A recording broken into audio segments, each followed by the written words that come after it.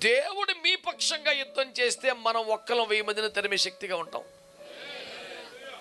ఓకేనా? మనమే తడావుడు చేసి బేబచ్చం వేసి ఆయన్నే విసర్జించి ఎర్రేసలేసి బ్యాచ్ చేయండి యశూరుని వల్ల కొవ్వి బలిసి మందుడయి ఎంత పదాలు వాడాల్సిన క్యాండిడేట్ రేంజ్కి వచ్చామనుకో, ఇది ఎట్టు తిప్పుతాడు కార్డు. ఇప్పుడు అటు మారుద్ది కోటం.